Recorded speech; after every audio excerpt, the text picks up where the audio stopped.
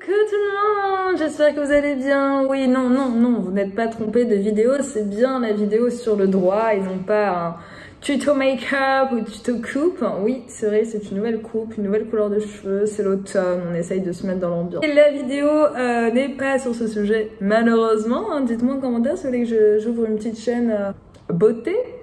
On va parler des points très importants à retenir de l'IED. Donc comme vous le savez, il y a la pré-rentrée qui a eu lieu. Certaines personnes n'ont pas pu assister, certains étaient en ligne, certains étaient sur place. En tout cas, ce qu'il faut savoir, c'est les points essentiels. Puisque oui, il y a des points essentiels.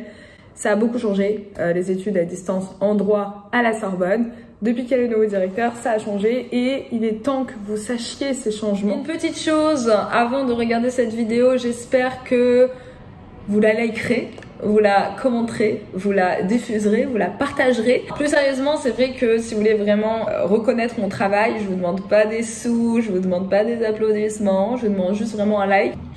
Ou bien un commentaire, c'est sympa, juste même un commentaire bravo ou cool. Donc voilà, n'hésitez pas, vraiment ça me ferait très plaisir. Donc let's go pour faire le résumé des points les plus importants. Donc, il y avait deux professeurs, il y avait le professeur Xavier Lagarde et un autre à côté de lui, et les deux ont beaucoup insisté sur le fait de la régularité, de l'autodiscipline. Je pense que c'est important, ces deux termes sont très importants. Donc déjà, ils ont commencé à expliquer l'IED, comment ça fonctionnait. Tout d'abord, il y a une série de supports. Donc comme vous le savez, il y a des supports audio et des supports vidéo. Donc les supports vidéo sont nouveaux, ils n'existaient pas avant. Et je pense que c'est assez sympathique, c'est meilleur que d'entendre juste des gens parler sans pouvoir mettre un visage. Ça va être accessorisé par d'autres supports, comme des supports écrits, je pense que c'est le meilleur endroit. Vous allez notamment avoir des fichiers, des sortes de polycopiés qui sont extrêmement importants et qu'il va falloir savoir où ils se situent sur la plateforme. Vous allez aussi avoir des supports oraux, donc c'est-à-dire vous avez des invitations à des regroupements Zoom pour pouvoir poser toutes vos questions. Donc vous êtes avec le professeur, vous pouvez être seul ou plusieurs étudiants, à mon avis vous serez plusieurs étudiants, pour poser toutes les questions que vous avez, que ce soit sur le fond parce que vous n'avez pas compris une question, ou sur la méthodologie. Donc comme ils l'ont dit, ce mot je pense il est revenu 1000 fois à la pré-rentrée, le mot hybride. Donc hybride ça veut dire un petit peu moitié visio et des fois ce sera présentiel, c'est-à-dire que des fois vous pourrez vous déplacer au centre Nécassin pour rencontrer en physique vos professeurs. Donc voilà ce qu'il a voulu dire pour hybride, pour ceux qui n'ont pas voulu poser la question à la fin. Vous avez aussi les permanences des enseignants, donc ça c'est vraiment très important. Les permanences, c'est vraiment là où vous pourrez rencontrer votre professeur seul à seul, sans autres étudiants. Donc moi à mon époque, quand j'étudiais, c'est vrai que les permanences étaient physiques. Maintenant aujourd'hui, je ne sais pas si elles sont encore physiques, peut-être c'est par Zoom. Mais en tout cas, voilà, par exemple, il y avait marqué à 15 h, le professeur de droit constitutionnel sera disponible. Donc du coup, vous, à 15 h, vous devez aller au centre, dans la petite salle de l'IED, je pense que c'est en haut.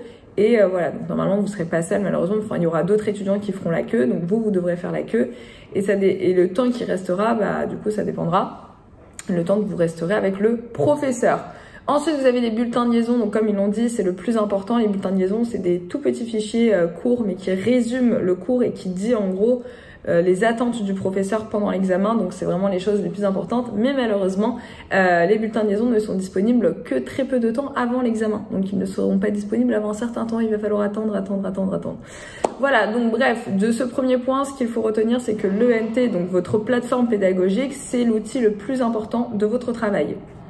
Les examens, donc la première session, ce sont les délestages. Les délestages, c'est obligatoire pour les boursiers, pas obligatoire pour les non-boursiers. Les délestages, ça permet de tout simplement vous délester de certaines matières. En gros de gros, il y a une session qui est obligatoire, c'est celle de juin. Mais en juin, vous n'allez pas vous retrouver avec 10 voire 12 matières à passer. C'est trop. Donc du coup, ce qu'on vous permet de faire, c'est que vous pouvez choisir, enfin non, vous choisissez pas, c'est imposé, mais parmi celles qui sont imposées pour les non-boursiers, vous pouvez choisir les matières que vous voulez passer en avance, entre guillemets. C'est-à-dire que si vous êtes déjà prêt en janvier, février, bah, vous pouvez les passer. Par contre, si vous n'êtes pas prêt, bah, vous passerez le tout en juin. Donc ça s'appelle encore une fois des examens de délestage. Ensuite, vous avez la session de juin, donc celle-ci est obligatoire que vous soyez boursier ou pas boursier, c'est pour tout simplement valider votre année. Donc c'est à peu près mai-juin. Et enfin, vous avez la troisième session qui est les rattrapages.